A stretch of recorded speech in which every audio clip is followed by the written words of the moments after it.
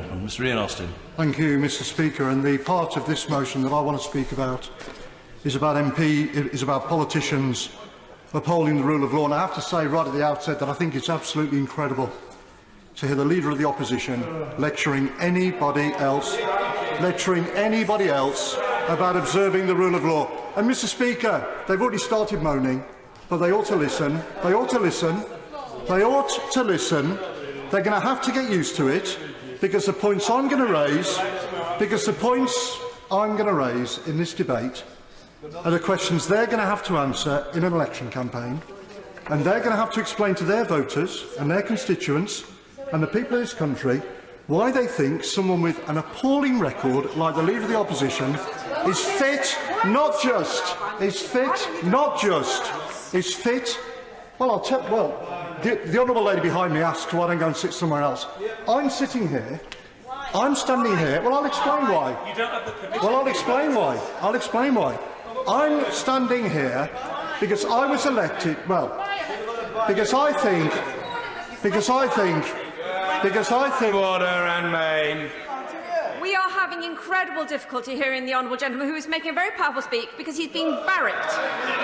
Oh dear. Well, I don't wish to be unkind to the honourable lady, but she's not entirely averse to making loud noises from a sedentary position. So, although I appreciate her importance, contribution on this, I think I'll make the judgment myself if she doesn't mind. I'm deeply obliged to her. Ian Austin. Speaker, the more they interrupt, the longer it'll take. But I'm going to make the points. And the reason I haven't moved is because I didn't leave the Labour Party to join another party. I left the Labour Party to shine a spotlight on the disgrace it's become under his leadership, and because I regard myself as proper, decent, traditional Labour, not like the extremists who've taken over this party and are dragging it into the mud. And that's the point I'm going to make in this debate. And I want to say this. These are people, the Leader of the Opposition, the Shadow Chancellor, these are people who've spent their entire time in politics, working with, defending all sorts of extremists, and in some cases terrorists and anti-Semites. Remember what these people said about the IRA.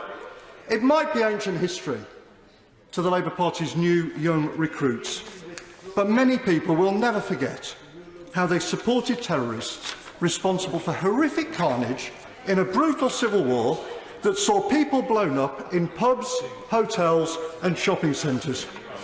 A few weeks after the IRA blew up a hotel in Brighton, murdered 5 people at the Tory party conference, the Leader of the Opposition invited 2 suspected IRA terrorists to Parliament. When the man responsible for planting that bomb was put on trial, he protested outside the court.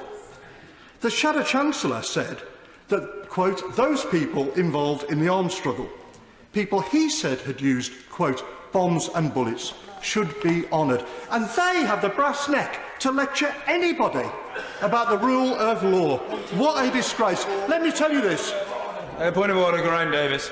Stan, this debate is about obeying the rule of law, whether the Prime Minister obeys the rule of law, not whether members talk to people who allegedly have broken the law. It's about whether we deliver the rule of law. Briefly grateful to the honourable gentleman. His antennae are keenly attuned to the debate. There is a fine dividing line.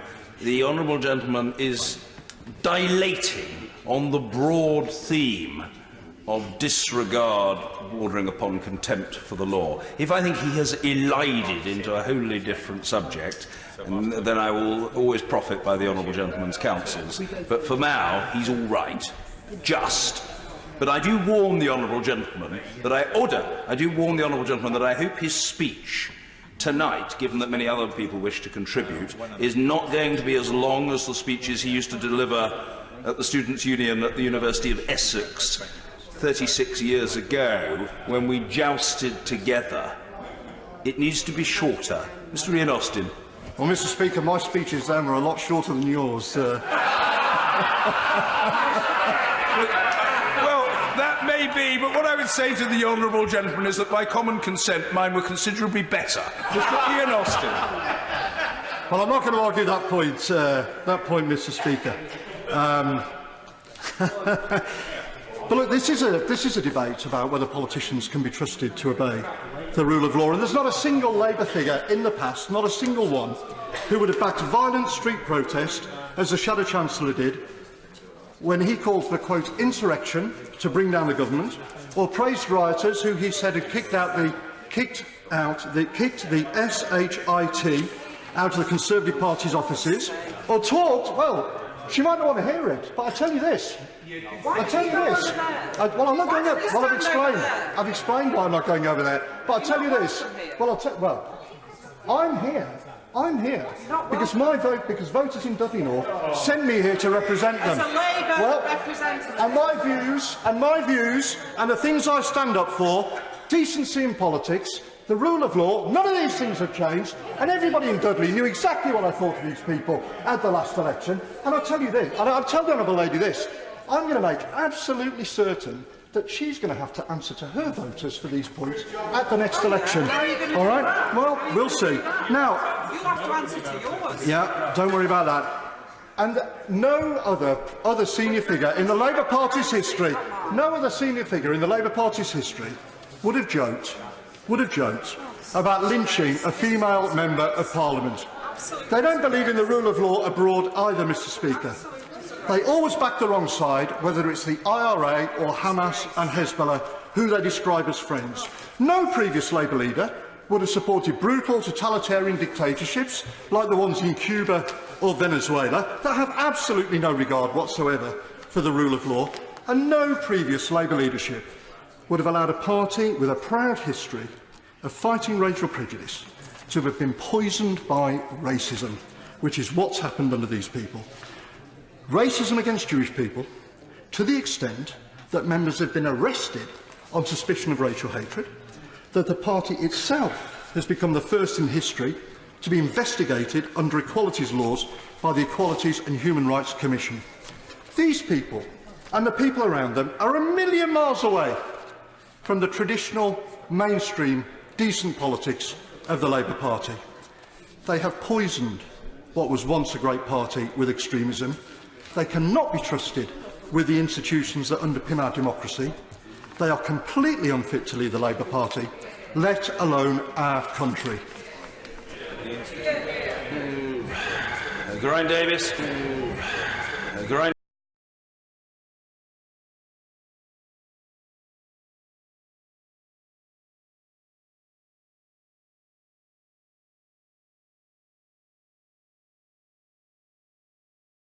Reminding us how important our democracy is and our roles as members in defending the rights of our citizens.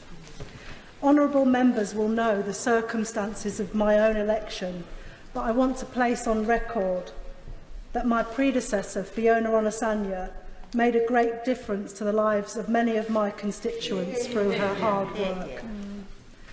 Just as my predecessor was a black woman when there are too few here,